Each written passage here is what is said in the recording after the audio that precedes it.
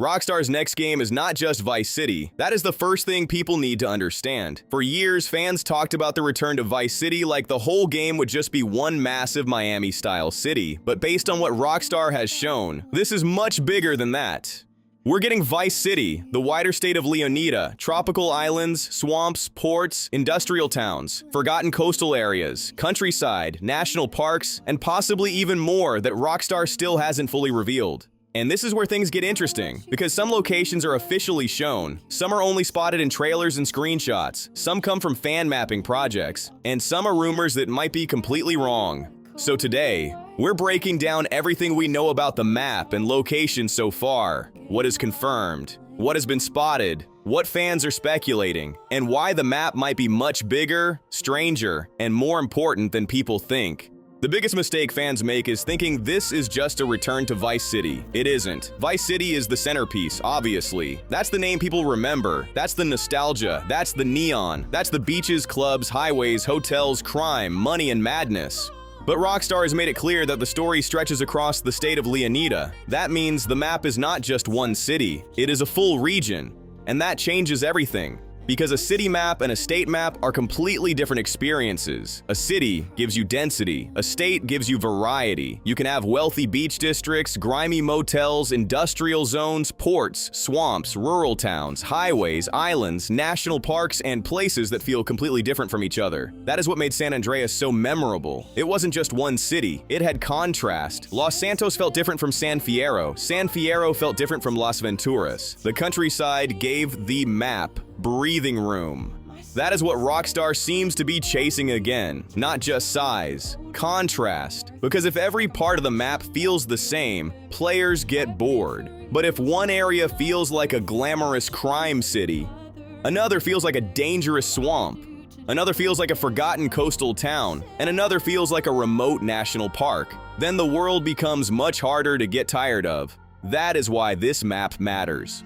Let's start with the obvious one, Vice City. This is the main urban location, and it is clearly Rockstar's modern version of Miami. But this is not the same old city from the early 2000s. This version is bigger, louder, more modern, and more chaotic. From what Rockstar has shown, Vice City includes luxury hotels, bright beaches, nightlife, traffic, social media culture, clubs, recording studios, ports, local neighborhoods, and that constant feeling that everyone is chasing money, attention, or both.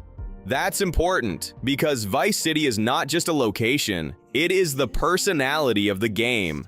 This is where the glamour is, the clubs, the influencers, the street music, the expensive cars, the beach life, the fake success, the real crime underneath it. Official material has pointed toward areas like Ocean Beach, Little Cuba, the port, beach districts, and markets. That means the city should have multiple layers. Tourist paradise on the surface, criminal opportunity underneath. And that is exactly what a modern Vice City should be. The real question is how dense it will be. Can players enter more buildings? Will neighborhoods feel different? Will the port have proper criminal activity? Will the beach be more than just scenery? Will clubs, hotels, stores, and apartments actually matter? Because if Vice City is just pretty, people will enjoy it for a week. But if it is dense, interactive, and full of systems, people will live in it for years. Now, we move south. The Leonida Keys might be one of the most underrated parts of the map. At first glance, people will think, okay, tropical islands, nice water, boats, rich people, sunset screenshots. But this area could be much more important than that. The Keys give Rockstar a completely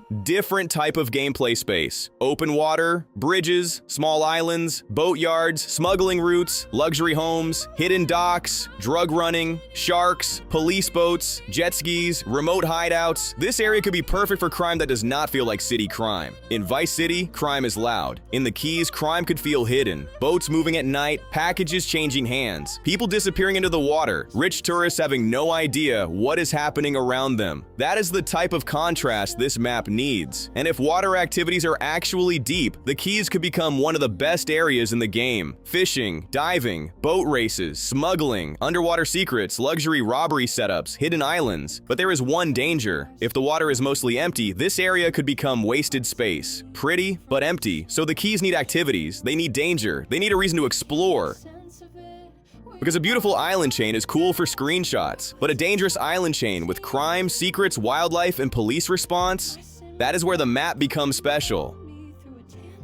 Now, this is where the map starts to feel different. Grassrivers is the swamp region. Think Everglades-style wetlands, alligators, airboats, marshland, muddy water, strange locals, hidden routes, wildlife. Police chases that suddenly stop being easy. This area is important because it adds danger outside the city. In a lot of open-world games, the countryside feels like filler. You drive through it because you have to, not because you want to. Grassrivers needs to avoid that. This region has to feel hostile. The city has danger because of people. The swamp has danger because of the environment. You can imagine police chases turning messy here, roads disappearing, cars getting stuck, boats becoming necessary, wildlife becoming a problem. Criminal hideouts being hidden in places you would never casually find. This is also where Rockstar can make the world feel weird. Not everything has to be realistic.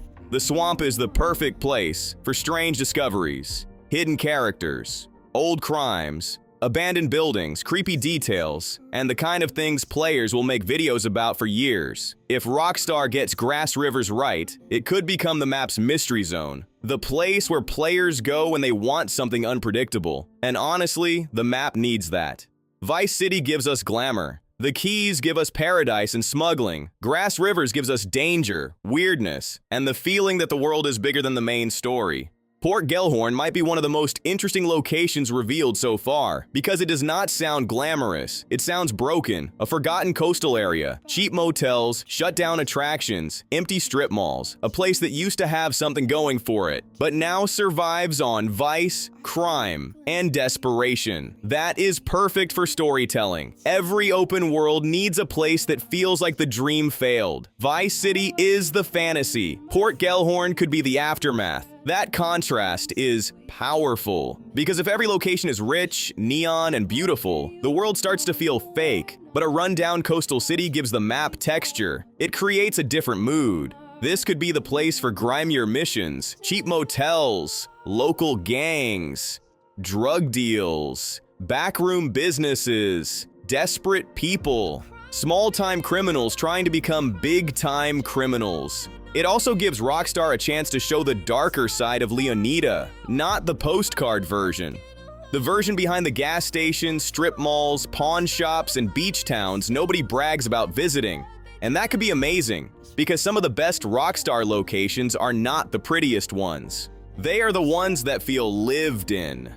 The ones that feel like something went wrong years ago and nobody bothered to fix it. Port Gellhorn could be that place. Ambrosia is another location people should pay attention to. This looks like the industrial side of the map, a company town, a place tied to refinery work, industry, bikers, local power, and the ugly relationship between money and control. This is exactly the kind of area that can create great side content. Industrial jobs, biker gangs, factories, warehouse crime, smuggling, truck routes, corruption, local politics, businesses that look legal from the outside and dirty on the inside. Ambrosia might not be the most visually exciting location at first. It probably will not get the same attention as Vice City or the Keys, but from a gameplay perspective, this could be one of the most useful parts of the map.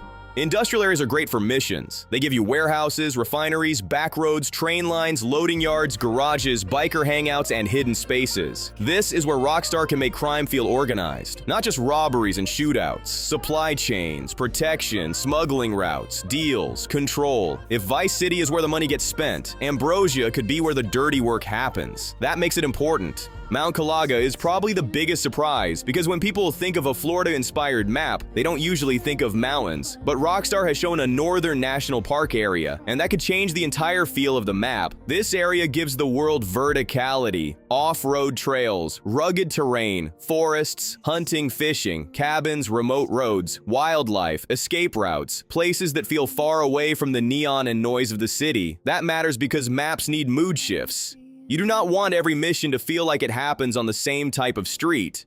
Mount Kalaga could be the area where the game slows down. Less city chaos, more wilderness, more isolation, more danger from nature, terrain, and distance. It could also be important for police escapes. Getting chased through city blocks is one thing. Getting chased into dirt roads, hills, woods, and off-road trails is completely different. And if Rockstar adds hunting, fishing, camping-style locations, or hidden cabins, this area could give the game a Red Dead-style flavor without turning it into a cowboy simulator. This is where the world can breathe, and after hours of city chaos, players will need that.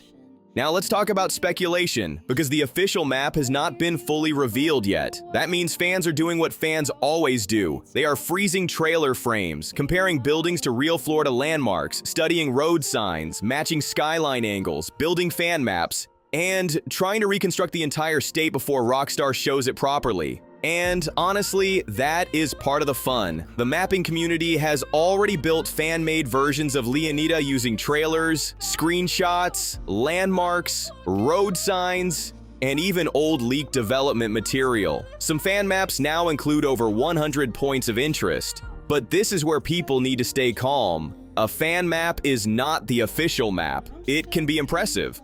It can be accurate in places. It can give us a general idea, but it can still be wrong. Some areas are based on official footage, some are based on real Florida comparisons, some are based on leaks, some are just educated guesses.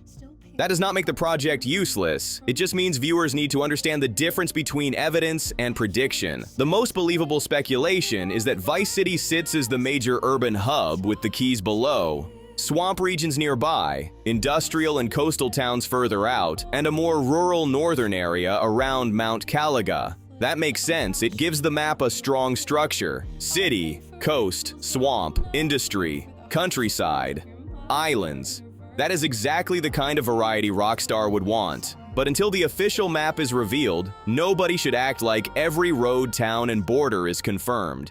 There's also one rumor that keeps popping up, another state. Some fans believe there may be references to a second state called Gloriana, possibly inspired by Georgia. That does not automatically mean players can travel there. It could just be a reference on license plates. It could be world building. It could be a border state that exists in the lore, but not as a playable area. Or it could become important later. Right now, the smart position is simple. Interesting rumor, not confirmed, worth watching, but not something to build expectations around. This is the exact kind of thing that can spiral out of control. One tiny reference appears, and suddenly people are expecting multiple states, map expansions, new cities, and a launch map the size of a small country. Could Rockstar expand the world over time?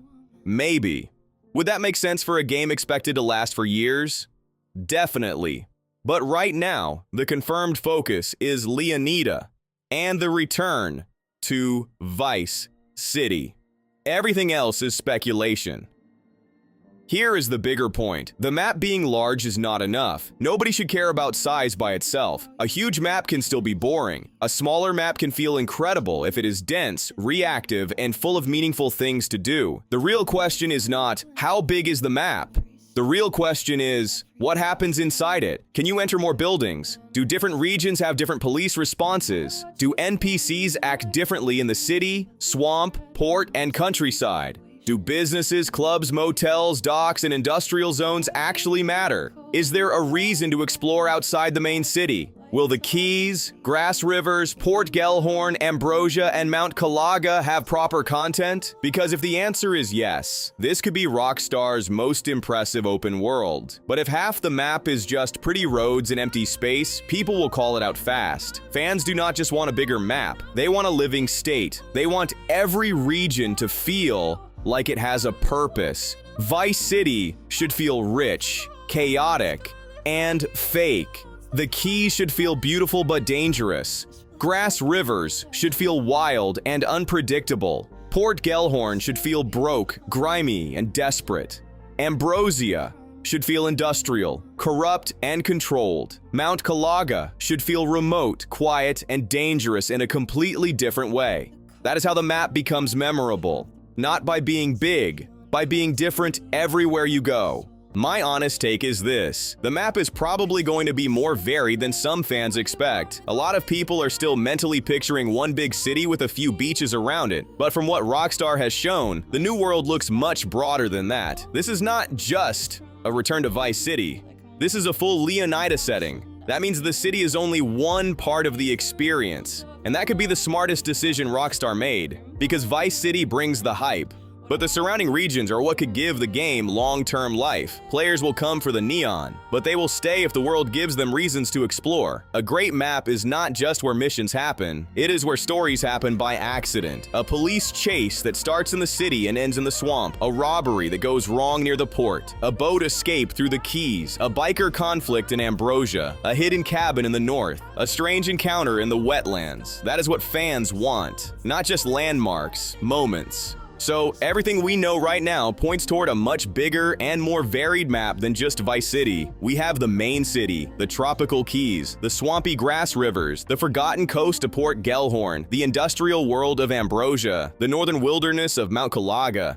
And then, on top of that, fan maps, rumors, possible extra references, and a community trying to piece the whole thing together before Rockstar officially reveals it. But now, I want to know what you think. Which location are you most excited for? Vice City? The Keys? The swamps?